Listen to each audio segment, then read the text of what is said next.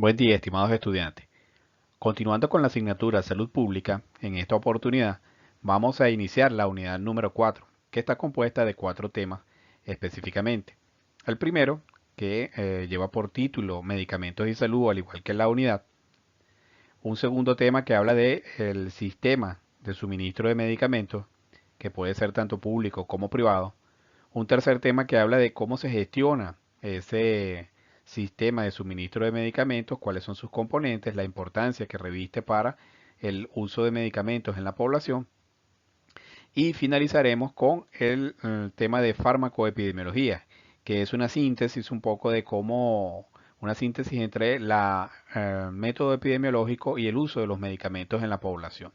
Es una herramienta que es muy útil para determinar cómo se utilizan los medicamentos en la población, cuál es el impacto sociosanitario que tienen los medicamentos en la población.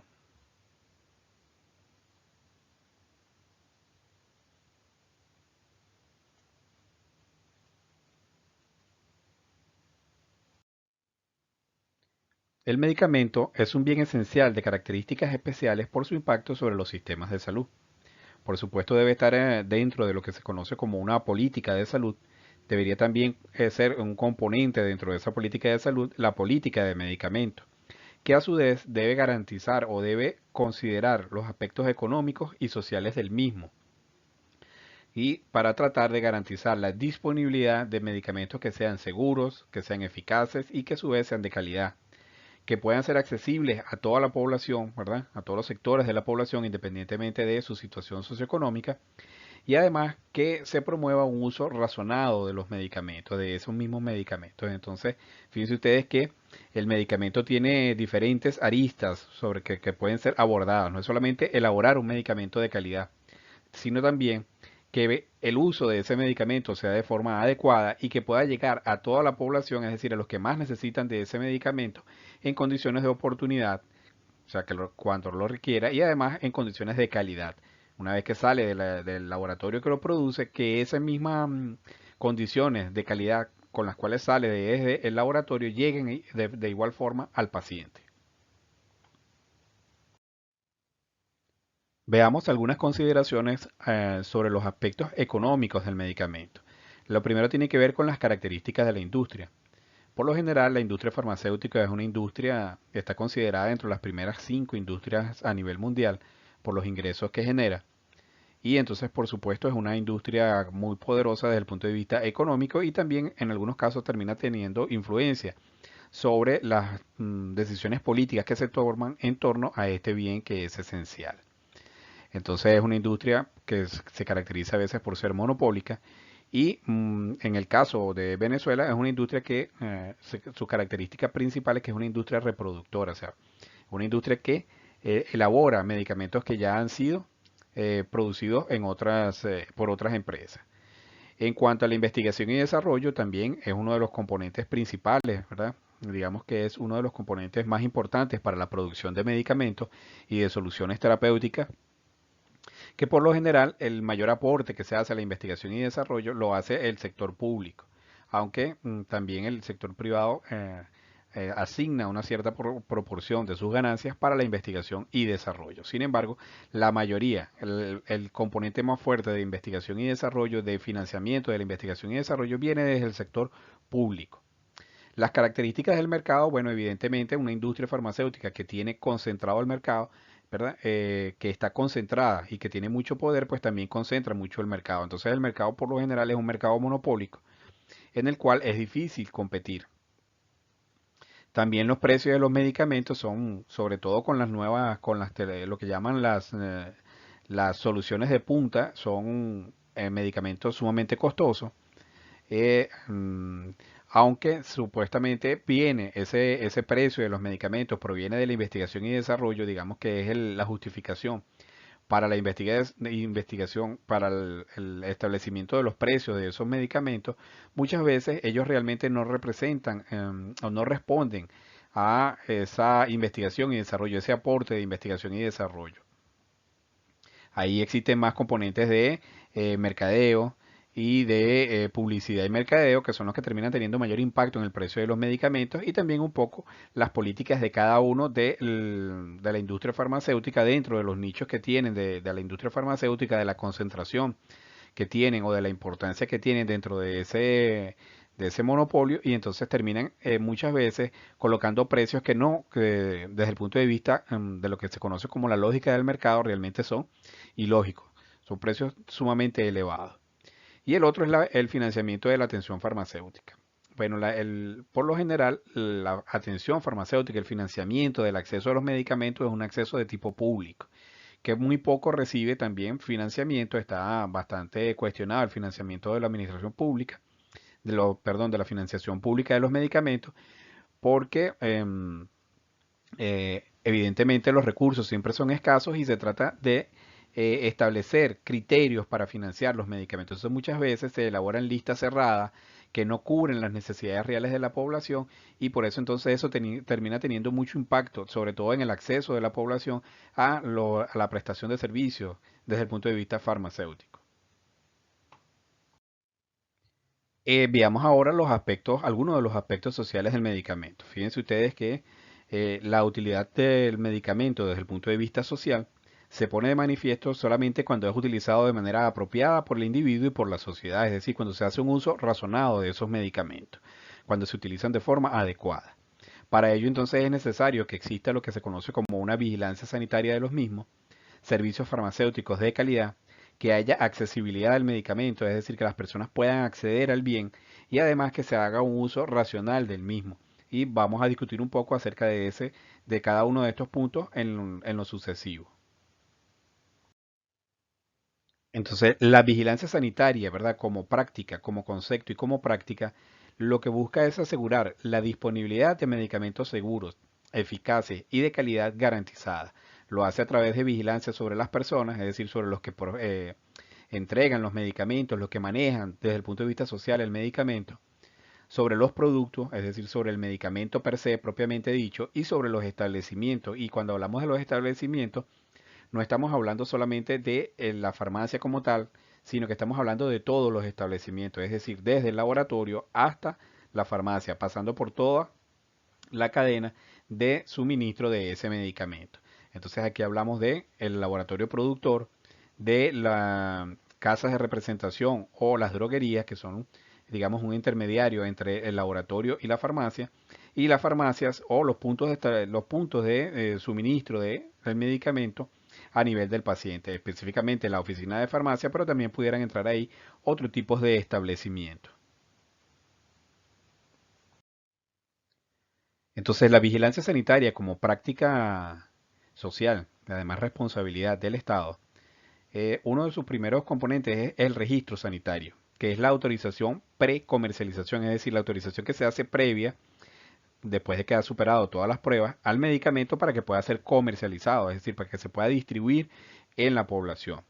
Previa evaluación de que el producto cumple con los requisitos de seguridad, eficacia y que los procedimientos de fabricación y los controles de calidad garantizan la idoneidad del producto para el consumo humano. Aquí lo que se está tratando entonces es de que el medicamento se produzca con unos estándares de calidad, unas normas de calidad, ¿verdad? Que se fijan para toda la industria, y que además de que se cumpla con esa normativa de calidad, el producto, una vez que está elaborado, mantenga esas condiciones de calidad. Entonces lo que se hace primero es el registro sanitario del producto, una vez que ha cumplido con todas las evaluaciones de rigor que establece la ley, específicamente, en este caso, el Ministerio del Poder Popular para la Salud, a través del Servicio Autónomo de Contraloría Sanitaria y del Instituto Nacional de Higiene, que son los organismos encargados de garantizar por el cumplimiento de estas normativas.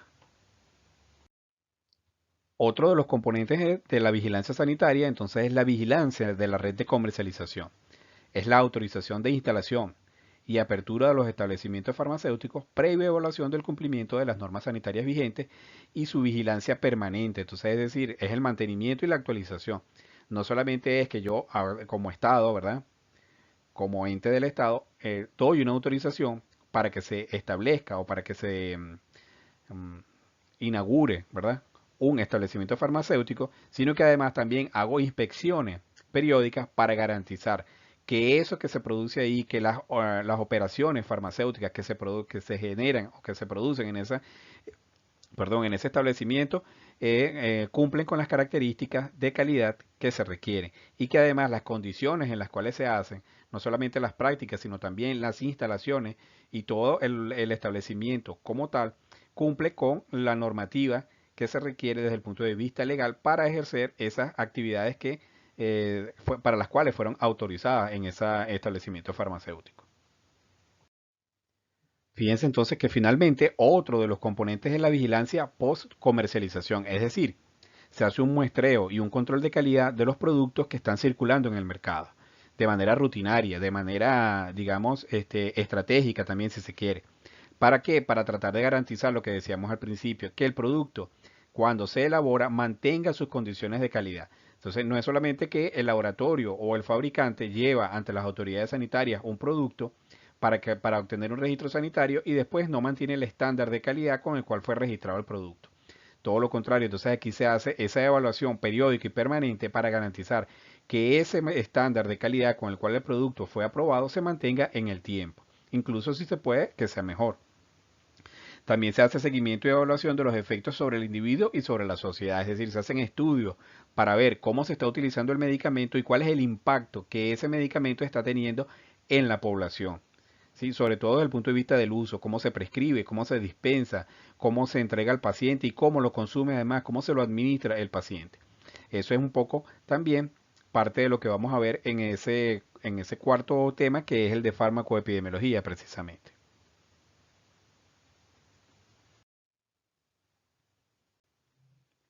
Entonces vean ustedes acá, nosotros hablamos de lo que es la cadena de distribución de establecimientos farmacéuticos, ¿verdad? En este momento vemos que tenemos un laboratorio de producción, que es el laboratorio generalmente, o la casa de representación. La casa de representación es un establecimiento farmacéutico en aquellos casos en los cuales el laboratorio no está físicamente en el país, puede utilizar lo que se conoce como una casa de representación.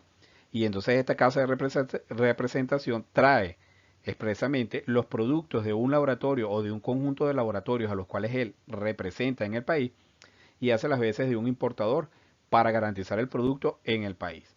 Entonces, desde el laboratorio o de la casa de representación baja a lo que se conocen como son las droguerías. Las droguerías entonces también son un establecimiento farmacéutico que es como el intermediario entre la casa de representación o el laboratorio y las oficinas de farmacia o los puntos de suministro de medicamentos directamente al paciente. Entonces es una que maneja un volumen mucho menor de medicamentos y por supuesto después está la oficina o lo que conocemos como la farmacia comunitaria o los puntos de suministro de medicamentos a los pacientes porque ya en la actualidad eso ha cambiado. Algunos de los establecimientos van directamente, ¿verdad? Cuando la cadena de suministro o el laboratorio tiene parte de la cadena de suministro, pues muchas veces lo que hace es que va directamente desde el laboratorio hacia la farmacia comunitaria o la oficina de farmacia y digamos que de ahí es el paciente, es el último eslabón de esa cadena que es el que recibe el medicamento. Entonces él no puede ir a un laboratorio o no debería ir a una droguería para adquirir el medicamento, sino que lo hace a través de las oficinas de farmacia. Y esta es la manera como circula, ¿verdad? O cómo es la distribución de los medicamentos en Venezuela.